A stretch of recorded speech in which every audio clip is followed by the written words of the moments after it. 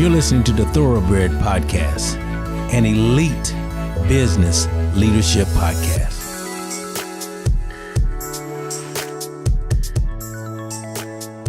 All right, guys, welcome back to the Thoroughbred podcast. I'm super excited for today to bring you just someone that's very, very special as a person, let alone what a great leader he is, what a great mentor he is, but just very special as a person. I was fortunate enough to meet Dustin. Where did we meet the first time? I don't know. You have that. It was such a special moment. We don't remember. No, but I think one of the things that's magic. We were passing at an event, and what I love about you is that you are a connector. Like I think you came up after we had a little break in session, and you asked a question, and we just got deep real quick, and there was just an instant connection. And you're just a curious person and full of love, and I think we got into it right away, and just started really going deep on the session and really kind of unpacking things, and I really enjoyed that. And from then on, I think it's just every time we get together, it's just a lot of fun, and it's always a special time. But yeah, we were at an event, and like you walked up, we just started talking, and we were like, let's get to it. Well, when we start this, and I haven't even done the introduction yet, we're already going deeper. But it's funny because we go to these conferences, we meet hundreds, maybe thousands of people sometimes. And you have connections right away with certain people, right? And I think that's really what happened with you and I. Of all of the people there, we connected, and that's continued to flourish. And it's a blessing, really. To know your wife and your children, and it's just it's a special thing. So I'm grateful for that. But let's introduce you. We've got some technical difficulties, but that's all good. That's how we roll. But going back, Dustin Oldfather is joining us today. I guess let's just jump right in right there and tell everyone who you are. Dustin Oldfather, a beautiful man, a beautiful father, a beautiful husband, and pretty good realtor also. And Dustin's from coastal Delaware. And so just really happy to have you with us today. I want to thank you for taking your time. I know you're busy. And let's just dive right in and just thank you for being who you are. And that's kind of where I wanted to start with is who are you? Who is Dustin? And how do you go from being a realtor to this magnificent leader of your team and of people? Wow, that's incredibly generous. Thank you for that, John. I think for me, the real breakthrough on a really deep level happened a couple of years ago when I really defined what my life was going to be about. And there were three things that were incredibly important to me: being a good father, being a great husband, and being a great business leader. And they're in that order. And so when I finally came to terms with that purpose, and that purpose gets thrown around an awful lot. But when I finally came to that and I articulated it, in writing, and then, and kind of, to sound corny, but kind of wrote it on my heart, everything really aligned in life and in my world, because I'm always shifting. I'm always shifting to of those three priorities in my life, which one of the priorities am I at right now that's going to serve all three of those to the best purpose? And so once that part of my operating system got fixed and got aligned, everything else has been pretty linear. And so the decisions in life are pretty clear, and it's very easy to navigate growth. It's really easy to navigate the decisions that you make. Not to say that there isn't adversity and struggle, but saying, hey, what am I all about? What do I want to do? Maybe, it's interesting because I was talking to a broker owner this past week of another franchise in another market.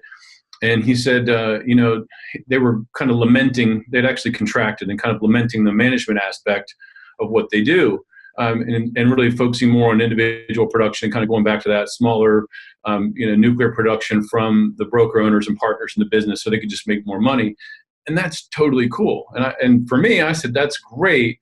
Kind of, and you've maybe been through some similar experiences, but a few years back, I had appendicitis, and it really threw me for a loop because I said, hey, I haven't built a business that can support my daughter, and can support my wife if something happens to me. So going back to those three core purposes for me, having a larger team and having a better infrastructure that, God forbid something were to happen to me. And we kind of talked about our fitness and how important that is, and made that a part of my life. And we kind of, we can kind of go back and just say physically how much I've evolved because of those decisions. So I was saying, hey, if I don't take care of myself physically better, like, hey, maybe we have a robust business, but on the other side, I'm not in a great physical shape or having high energy to be with my daughter when I get home. Well, then I can't live that purpose of being a great father. So they all go together.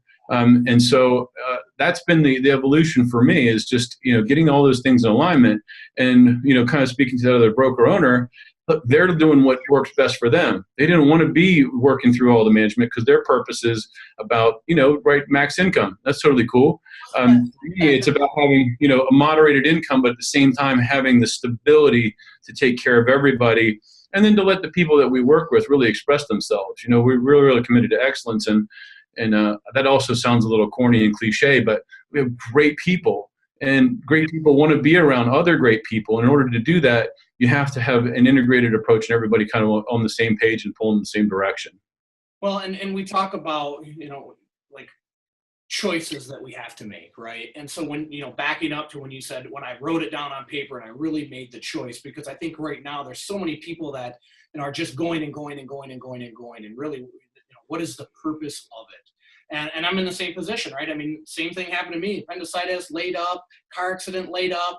And how does something sustain when we are forced to step away? Because, I always tell people, like, we have a team of people working together, and they're not there so that I can go on vacation all year long, right? I mean, they're there to support, not to just do it all for us. But when things happen, we have to have, I think, something built in a place that it can sustain itself. And I think that takes, obviously, great people around us. Tell us a little bit about the makeup of your business. So you're essentially playing what role? Are you still selling? And who is kind of operating the business, or is that still your role? Yeah, I mean, so in the same vein, I found that there are three core functions for me, and there are obviously some periphery functions. One is lead, and leadership is a very fuzzy thing, but leadership is embodying your values and showing people in action, and also encouraging and helping to bring out the best in others. That's helping to shape the processes and the systems, and then help to meld the personalities. You have to be a part of things in order to be able to influence, and you have to kind of come at that with gentleness and thoughtfulness. And so leadership is probably the first role, just being in meetings and kind of helping to shape things and to bring people to the vision and serving others, and how can we have the most impact and serve the market the best we can, and to really impact lives. And that, like I said, that some of these things come off corny or business cliche, but we're incredibly high service relative to the majority of the industry, because we really want to make a difference. We want to make sure people get the most money when they sell. We want to make sure they have a great experience, because we want to sustain too. And if we're not doing great work and we're just turning transactions, who wants to do that? Who wants to just get in and just turn a bunch of transactions and have a bunch of angry people? We want to make a difference, and I know you're wired the same way. Transactions don't equal relationships. Yeah, well stated. That's the beauty. Like, I was just on the phone with a past client that, we're talking going back 7 years, and we still have this sustained friendship, even though now they've moved out of the state. And so I think that's a great point. Transactions don't equal relationships. So we have to be much better from a service standpoint in that regard. But you mentioned the word vision, right? So what is your vision for your business? Yeah, our vision is to serve, at a high level and throughout our region. It's going to be a multi-market. It's a multi-market vision, and what goes behind that, it goes back to the three core purposes and a vision for our business, and that is, how can we attract and keep the best people and give the great service? Right. And so part of that is in order to be able to grow salaries, is you have to serve on a bigger level. And so for us, I see us as a regional team with multiple financial services, with a core in real estate. Mortgage and insurance is peripheries, and taking care of as many people at a extremely high level of service But there's not a number on it per se. We've done 100% growth years.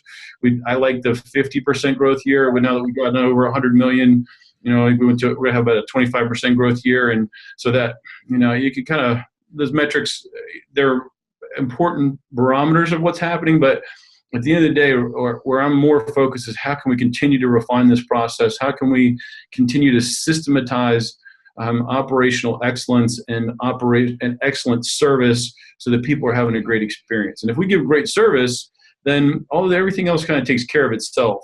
And so kind of there's a kind of a expansion compression that happens. I think, I can say, and, openly that you and I have talked, and maybe you've been through some of those things as well. And that's just part of the process. And so the vision is to be throughout the region, to be throughout the state and in Ocean City, but just focused here on the coast with our cooperations here in Rehoboth Beach in Sussex County. You are with a brokerage, right? Sotheby's International.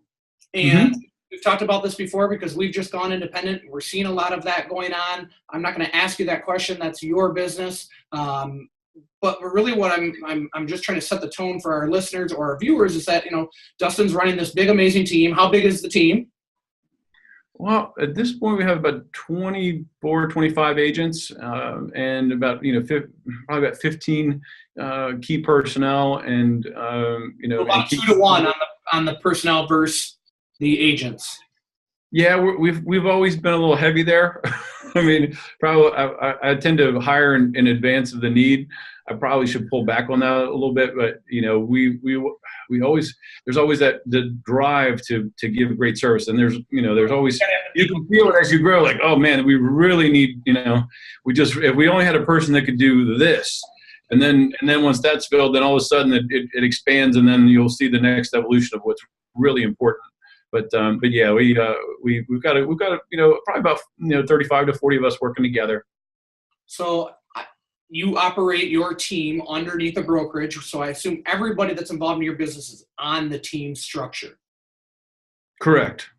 Yeah, and there are obviously other models there. What's that? Well, that's what we're kind of dealing with now that we've gone independent, right? Is okay, now we've got this team, and now we have people that want to join the brokerage because now we're a brokerage, and so there's an interesting, how do you conceptually do all of that? Some people say don't, some people say do. So I think we're always evolving and always learning. And I think that's the amazing thing. Like, people would say, I'm sure in your marketplace, well, why do you go to coaching? And because people say that to me, so I know they say it to you. And it's because we're always growing and evolving and learning. And I think we're in an industry that is so ever changing right now. And I know you're ahead of a lot of those changes that are coming. Share some of that with us, what you're kind of forecasting. That's a great question. Thank you, John. Well, I think what we're seeing, and we talked about being high service and the kind of the low ratio or high ratio of key personnel to agents. And, over this past 2 years, there may be sometimes we've questioned that because it doesn't lead, it obviously it eats at profitability. And so it's we run a leaner business than our competitors, and that's tough. But what I can tell you is that high service model ultimately wins the heart of the consumer, and we're seeing it, and then sharing those experiences. So the next evolution right now that and you're seeing it as well is the move towards, I think we're moving, I know we are moving back to a relationship based selection of our agents, and the relationships are being formed through social media. And so we went to a place with SEO and with people looking through Google for their agents, and that still happens, and using Zillow as the conduit. But there's so much noise right now, and there's such a distillation through Zillow. There's only a few select players, and you and I are obviously heavily invested in Zillow and in the portals, which would be Zillow, TrulyRealtor.com. And that's still going to be a great channel. It's still going to be a great clearinghouse. But what's happened with Zillow is we're going to see fewer and fewer high volume agents that can be selected through those platforms. But where everybody is having the conversation before they get to the portals and who they select, it's all happening on social. You know, I think it's probably even higher than this, but 1 out of every 5 minutes online is a Facebook minute. And so you figure 20% of the time people are on, even older demographics. And so the place that people are finding and they're getting connected to your message early, which should be a message and social proof from other people that you've worked with, is coming through social media. And so, but as a part of that, people are looking for, and what I love, I mean, you're amazing and prolific in sharing your life. And what I think is great about this, people really get to see what an extraordinary human being you are. And if anybody's, for those of you who are listening, John, your story is extraordinary and compelling, and I can't wait till it is turned into a made-for-TV movie. I don't know what. But made for TV is not even going to be a thing. I wait to just be made into a movie. Right. So yeah, we're moving towards a world where people are going to be using technology as a part of their selection process.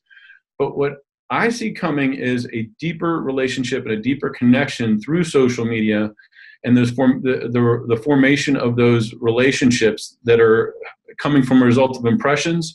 And it also gets back to Gary Vee's. We're at Agent 21 and Gary Vaynerchuk. Gary Vee's kind of philosophy of document, don't create. And in documenting and kind of going back to my 3 purposes of being a great father, a great husband, and a great business leader, you're just it's not complicated, because when that part's in alignment, if you're documenting the things that are important to you in your life, that's naturally going to attract other people like you, and they're going to know what you're about. I mean, isn't that really part of the relationship and selection process? Is, hey, who do I want to work with? Do I want to work with somebody who has high integrity? Maybe I don't want to work with somebody who spends a lot of time with their kid. Maybe I just want a grinder. But you know what I mean? Yeah, that I'm not for everybody. And I think that's one of the mistakes that a lot of agents make is like, hey, I want to be luxury, and like, I want to do these high-end transactions, but that's not who you are. So why force that conversation? Put yourself into an uncomfortable place where you're not in alignment and can't give great service. Be who you are and grow into the market that you want to be a part of. Not to be intimidated by it, but we have to go express ourselves into the world. And in order to be able to connect and to have an impact, you have to be in alignment with the people you work with. And so I think sharing who you are and being a part of that social media, quote unquote, revolution, and communicating who you are is incredibly important for the next phase, because there's so much noise. If you're not a part of that conversation, then how are people going to select you? And so that's what I see coming. It's another number if you're not a face, right? You're just another realtor if you're not a face. And I think the beauty of documenting essentially is the truth comes forward. Right? When you're creating, I look at you. I mean, I'm aware of your production, but when you started doing your Facebook Lives, and I see you, it's at 7:00 in the morning at these events for committees, and I'm like, and now I go, wow, look at what John is doing. I wouldn't know that, from our light social, time together. We like each other. We have some commonality. I think what's 4 or 5 times a year without Facebook. Right. Well, think about how what a friendship we have, and I mean, we don't talk on the phone, weekly, but I feel like, you and I have a connection and a friendship that goes much deeper than that, and we get to know each other and still be a part of that. And I think we both feel, we understand what's happening with each other to a great degree in a good, meaningful way through those social interactions on social media. Well, and I think it's interesting because you talk about that, and that was some of the changes that Facebook made, right, was really putting in front of us who we connect with most. And there was a lot of him and ha about that. But if you think about it, it makes great sense. And for them to be able to recognize, okay, if I'm engaging with what you're putting out there, then I must like you. And yes, it's kind of shrunk who's seeing everything. But it goes back to what you said. If you're not luxury, don't try to be luxury. And if you're not John Wentworth and Dustin Oldfather's connection, don't, you know what I mean? Like, it puts you in a place connecting with the people that you probably should be connecting with because of likes and interests. And I think that's really cool. Mm-hmm. Let me ask you this. You mentioned a word, noise. And I actually had this written down to talk to you about this. It was a little bit later, but you mentioned that word. And I think that everyone has noise, right? Whatever it may be. The outside world, other realtors, it could be anything. It could be social media. There's a lot of noise on social media. There's a lot of noise from different coaches and everybody trying to sell you something.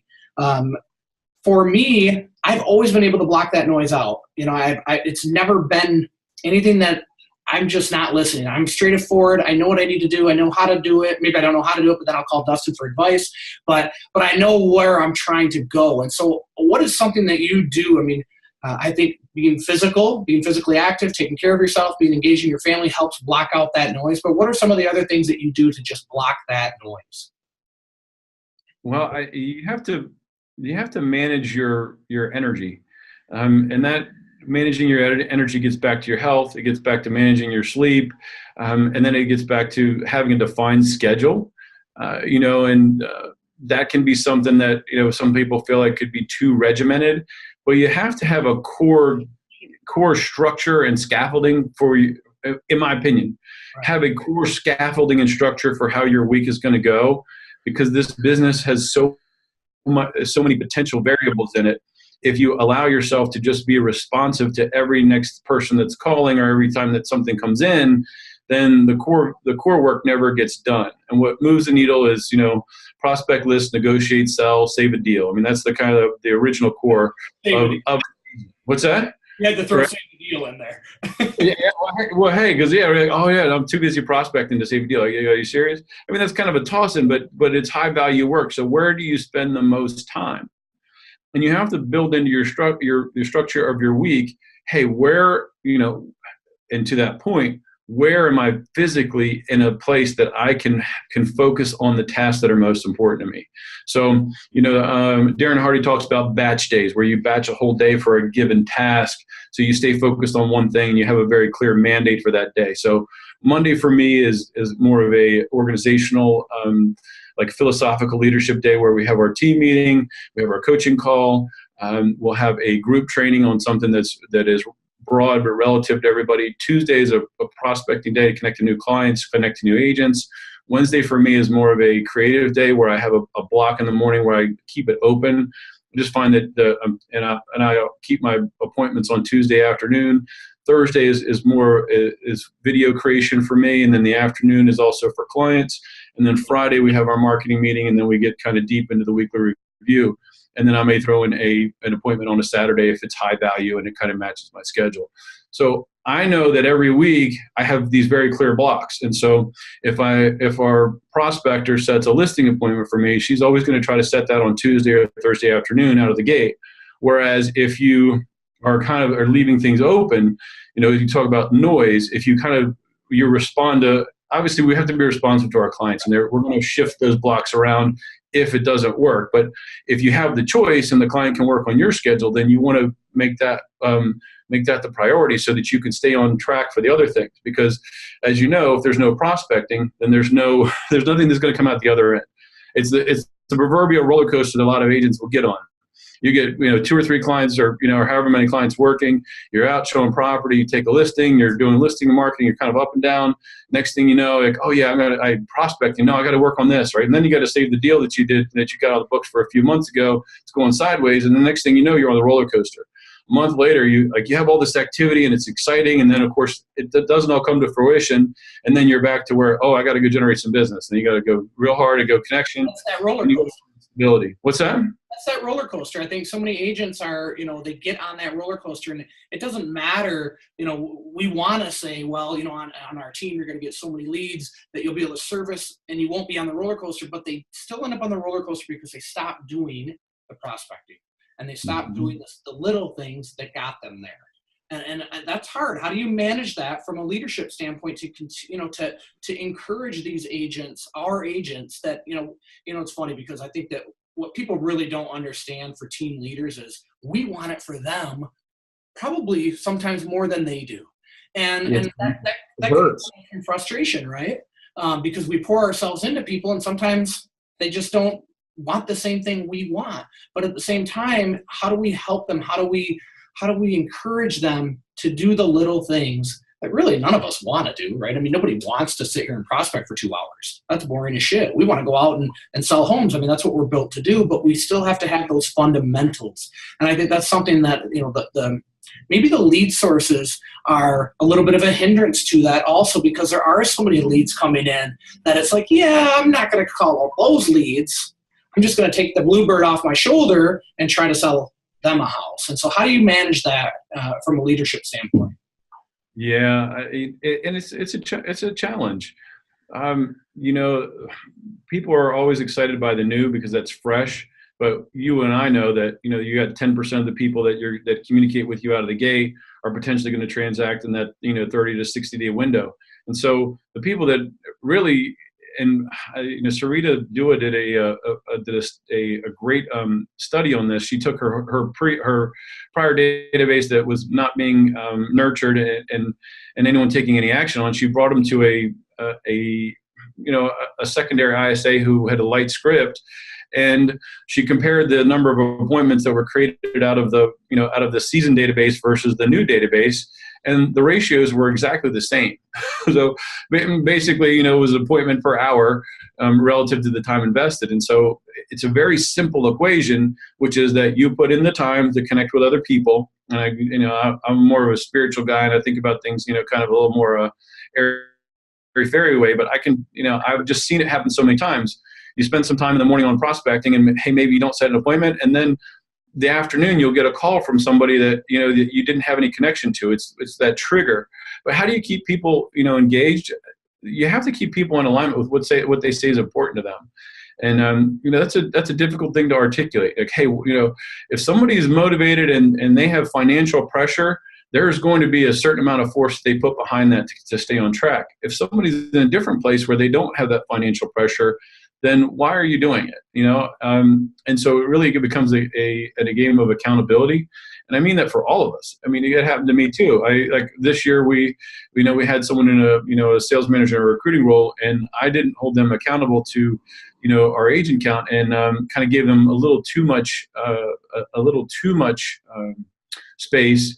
And in that, we didn't meet the goals that we wanted to. And so as a part of that, I failed as a leader because I didn't hold him accountable, and I didn't help him to cultivate. I mean, we did some things to help them get opportunities, but didn't have that steady drumbeat of accountability. And so all of us need accountability. That's me as a leader. That's you as a leader. And I'm sure you've had that experience as well, where you say, hey, I wanted to do something, and you have this big goal, and then you get off track or you drift. Right? Drift is probably the best word. At the end of the day, we all need somebody external that we respect, to be accountable to. And if you don't have that, then you're not going to be pulled or drawn to what's required to do it. And then after that, you have to have a plan. And basically, you got a plan and you got some accountability, then you can pour yourself into the actions that should get you the results. And, I think it's something that we all struggle with as humans, because there's the whole world of things to do every day and a lot of things to focus on. But if you don't know what's important to you, or kind of get back to your purpose, then every day is just an adventure. There's not any focus to it. So accountability, and then public accountability, leaderboards. When I get this sense, or I see that we're not performing as well, that makes me take a look at how things are going. The 300, you look, hey, who's growing at what rates? Meaning, not to say that we're not, everybody's running their own race, but it's good. It's important to be reminded, that there's greater potential out there. And when you're kind of, you're the lead horse and you're out in front by 20 lengths, what are you going to do? It's hard to keep anybody. What is that? Lead horse. Yeah, when you're a thoroughbred and you're out in front, you're out pacing everybody. It's a little different. It's also hard to keep that pressure on yourself. So I think you have to have that personal excitement too. Jordan Belfort, polarizing guy. Obviously, sorted experience. Event and how things went down. Everybody's seen Wolf of Wall Street, but he was talking recently about before he got to Wall Street, and he said, that he was in his teens, and he got this idea. He was going to go to the Jersey Shore. He's going to take this cooler of ice cream. He basically bought this cooler for like $15, and then he bought like $20 worth of ice cream. He just loaded it up, and he drove, I think it was like an hour and a half to the Jersey Shore. He dragged the cooler out, and he said, in that day he made like $150. And he said, at the time, that was what his parents would make in a month. And so he said, what did he do? He said, well, the next day he went back and he got one cooler, sold it out. And he went back, he got another cooler and sold that out. And then he bought more coolers. And so long story short, he then brought on some people to do the same thing. And so he got to the point where he was selling 4 coolers of ice cream a day. So making 4 times what his parents would make in a month in those days. And he continued to do it. And he said he brought friends too there. And he said it was interesting. Most people that he brought would only sell 1 cooler a day. They would sell it, that would be enough for them, and then they would go away. He said occasionally there was someone who would do 2 or 3 coolers. So there are some people that have an internal drive that are going to outpace everybody. They're your thoroughbreds, and they're going to run the race no matter who's watching, and they're going to do everything they can. And that's one personality profile. And those people also need to be with other thoroughbreds to run hard. And then you've got some people who don't need to run that hard, and that's okay too. We have to find a way to help people to be accountable. And, one of the things that I've found is it's also unfair to put the expectations of the top producers onto people who are, more of a moderate producer. And you have to have a blend of that to have a successful organization. You love to have all stallions, but what are you going to do? That's not the way the world works. And if we're going to serve the public, we also have to make sure we have a complement of agents who are going to match with different personalities into the marketplace.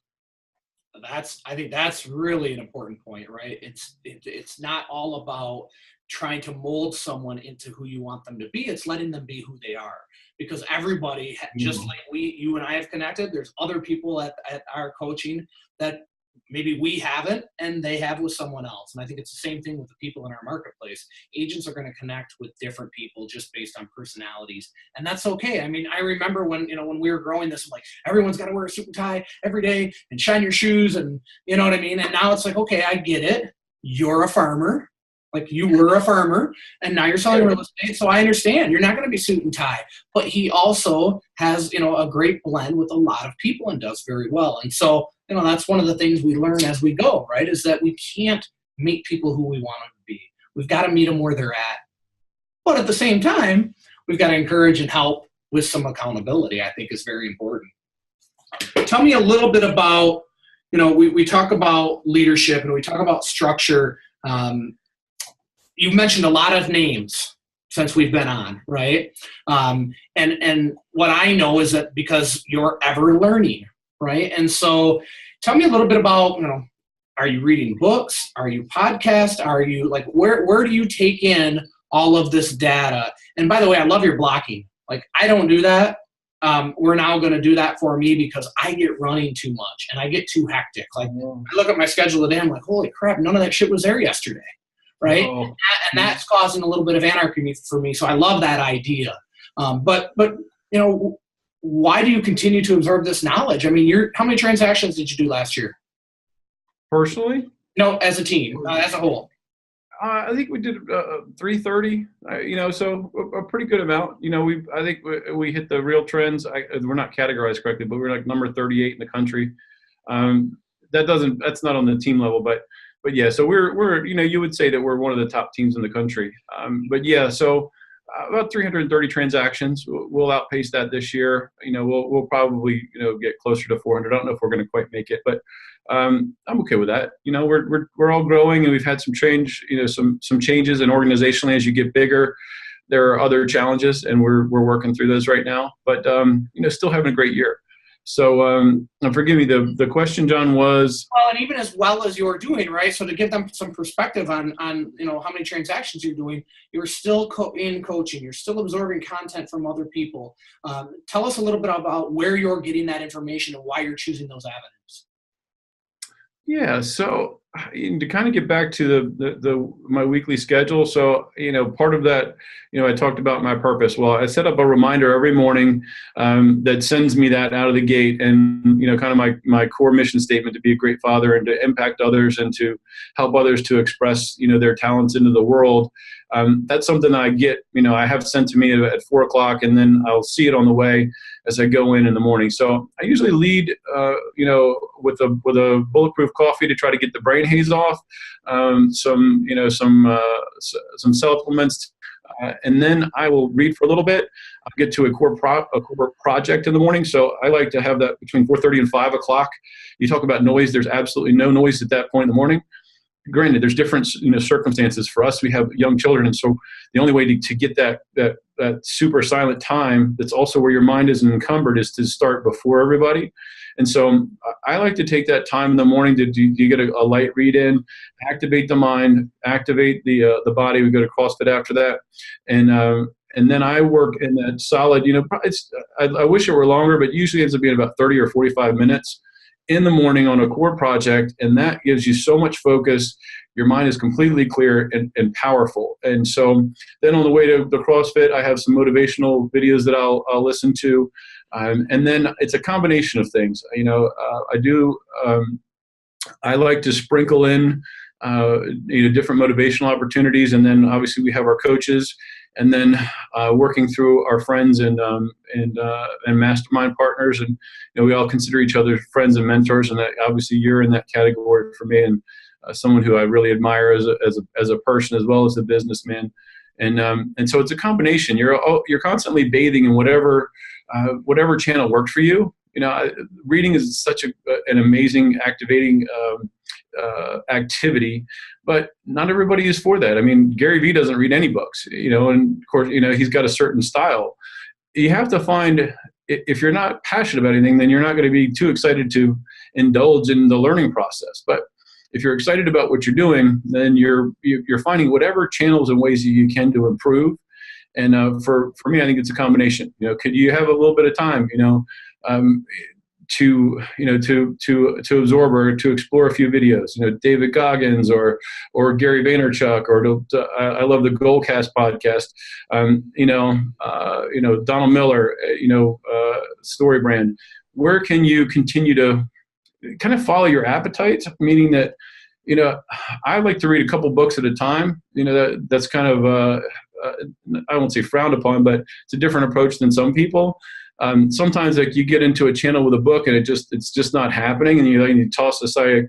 But if you can kind of chunk it where your energy is excited about the topic, you're kind of pulling in these things, and after you get your core base of knowledge, you can start to assimilate and then to round out your philosophy and your activities that go along with that. Well, I don't read anything. I've read 3 books in my life.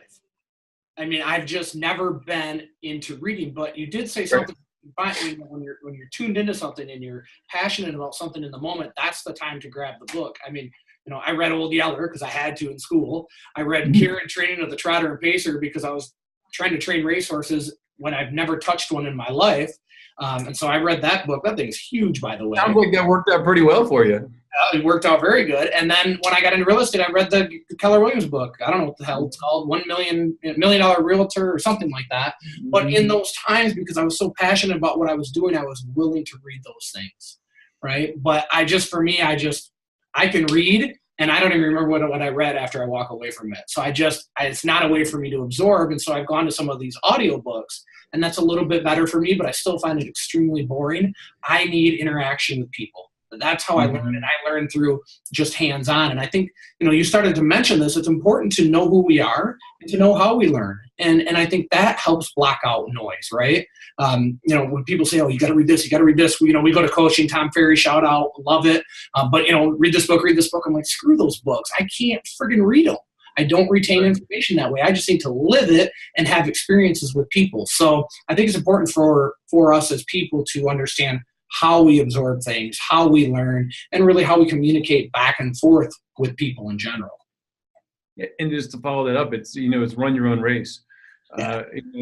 There are all these metrics like, oh, you should be reading this many books. And you kind of mentioned like, oh, maybe you feel like you're sharing that you feel like you wish that you had maybe invested more time in that. Well, if that's not for you, then don't feel guilty about it. Go out and explore the world on your terms and learn the way that works for you, and then go apply it. And don't be, I don't think anybody should apologize for learning on their own terms. But, I think because of the way the school systems have been set up, and I think that's going to change dramatically over the next decade, and it should. But where everything's a kind of a pass or fail, yes or no, you're either right or you're wrong environment. And that's not really what the world is. It's a world of testing. It's a world of experimentation. And I think what's beautiful about this next place that our world is going to is that there's a lot more freedom to make mistakes. There's a lot more freedom to explore, and learning and growing is a part of the human experience. And that's when we feel, I think most of us feel most alive, when you're growing into whatever it is that you envision is what you want to do. And when you're in alignment and you're doing those things, whether it's listening to a podcast, whether it's spending time with friends, whether it's you and I, having this conversation right now, if it's in alignment with what you want to do, then it's enriching. And so whatever works for you, I think everybody has to find it on their own terms. And that's something I've been embracing recently. Just run your own race, whether it's, in your health, whether it's in your finances, whether it's, in your business or your life. Follow your spirit, because there's no question that we all have an intrinsic drive and expectation for what we are supposed to do.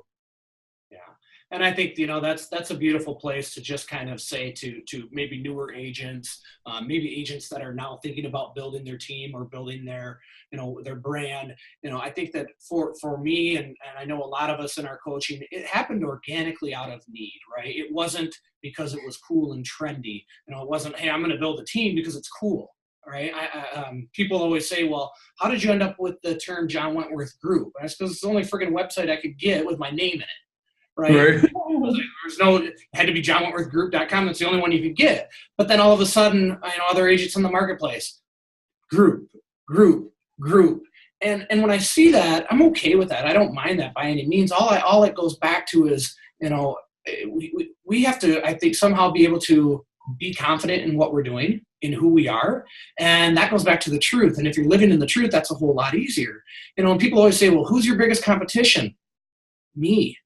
Right. Mm-hmm. And I would say to anybody new in the marketplace, new realtors, again, trying to grow, you're your biggest competition. It's not the guy next door.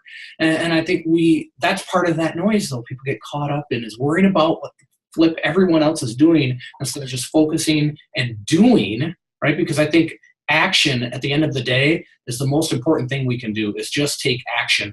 And sometimes that action might be the wrong thing. But unless you experience that and go through that, you'll never know. And I just get I see so many people, even people on our team, they get, I'm afraid to go live on Facebook. Well, you look just like that shit when you walk down the street. So what does it matter? And I think people they just paralyze themselves with thinking rather than taking action. Well, yeah, you were there. Where were we where we did our first Facebook Lives? Was that Charleston? Yeah.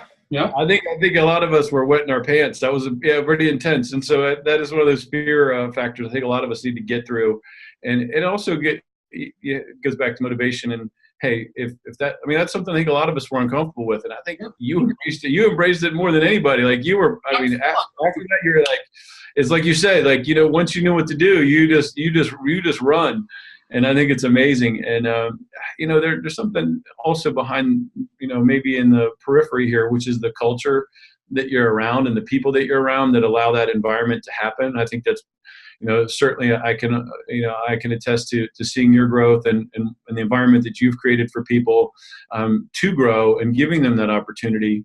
And you mentioned the Facebook Live thing. Well, that's something where if you were an individual agent, you would feel, maybe a little sheepish and like, probably for the amount of sharing that you and I do online, I've got comments like, oh, I could never do that. Well, you also have to know what the purpose is behind it, but also be an environment where people feel like they're encouraging you because you understand what the end goal is, which is connection. And if you're willing to, if you understand, what the medium does, and then you've got a supporting group, which is to say, oh yeah, that was terrible. I had an agent that posted a picture of drinking wine and having cereal. And I was like, I don't know if that's the right message. But you know what I mean? She did it and she took a chance and she put herself out there. It was actually kind of a funny thing because it was after work. So she was like, it was kind of like one of her wind down things. Wine is not. But I was like, let's make sure they know what time that is, right? Wine and cereal for breakfast, not such a good message. Maybe wine and cereal for, before bed. That's a little different conversation. But that environment that you've created and the person I know you are that encourages people, I think is what so many people are looking for. And it's part of your genius and your grace. Well, and I think it goes back to you as well. I think that, as leaders, I think that we've got to lead from the heart. I think that too often people think about numbers, and you've got to lead from the heart. And I think you have to do everything from the heart. And in this market, there's a lot of new agents coming in, and there's a lot of ego. And, people say, what about that person? What about that person? I say, time's a beautiful thing, because time will sort through people very, very quickly. Right. And, I think to sustain, goes back to, when you talked earlier about the service level. And I think the service, the integrity, those things are what are sustainable. Numbers aren't sustainable. Leading with passion, leading from your heart, that is sustainable. I think that's one of the things that makes you great, makes who you are, is that to be able to have a conversation with you at any point in your life, I know that it's always transparent, it's always real, and I just very much appreciate you for that. I love you. I love your wife, and thank you so much for being on. Give me one thing. You've got agents watching or listening that want to make more money, right? And they think, I need more leads. Or they think, what about this? People skipping brokerages from red, white, and blue to red, white to black and yellow. And I always say to them, that shit doesn't matter where you go. Right. So you cost yourself, anytime you move, you're going to have, at least a 3 to 6 month lag. You got to recast everything. I think maybe what's nice, where people get excited, feel like that's an option, or they think that might be the solution, is because it's an opportunity to kind of it's an opportunity to redefine yourself, and there's merit in that. And at the same time, it's not going to change the results. No. Yeah, what anybody needs to do, and it's so funny. Coach Carl, what he used to say is, he said, if you haven't set an appointment and you have an appointment block at 2:00, you should go home. And I was like, well, that's interesting. He said, because you need to remind yourself what you're doing. He said, otherwise you'll just spend time doing things. The only thing that matters, with integrity, at the end of the day, the metrics that are going to tell you what your output is going to be are going to be the number of appointments you have and the number of contracts you've written. And the only way to get those appointments is to have relationships. And I think that's what you've highlighted, which is really important. And what you said in there is the question behind the question is, not am I going to be better at another brokerage? You're not going to change, and you're going to set yourself back. But when you get to your core activities, the most important thing is to go deeper. And I think that's part of part of something really magical and special about you is how deep you get with people so quickly. And it's not an act. It completely comes from the heart. And if everybody did that, if everybody took the time to go deep and not worry about the next thing and the next thing and the next thing, but to go deeper and to really give deeper, more comprehensive, more thoughtful service, then then it doesn't matter where you work. And as you said, independent or, with an amazing, national brokerage, it doesn't matter.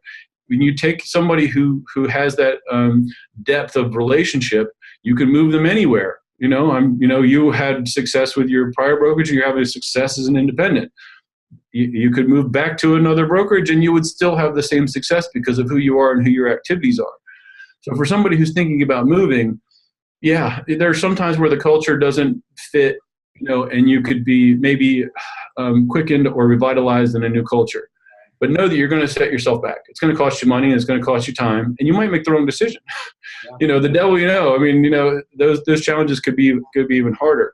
But if there's a message for all of us, and I think you hear it through philosophically from Gary Vee, and you see it from your experience, and we know with our experience in real estate, is to go deeper in service, go deeper in service with your seller clients, go deeper in service with your buyer clients, and when that happens, that is what's extraordinary in the current more superficial world.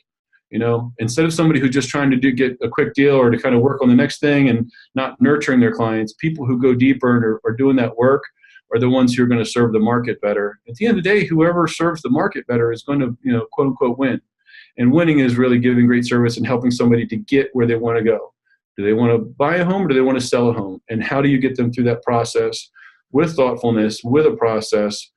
And at the end of the day, that's about connection.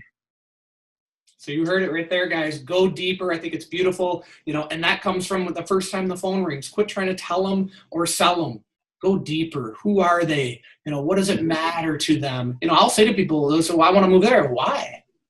Right. Tell me why. Tell me more. Where are you moving from? You know what I mean? Like, I don't give a shit about the house.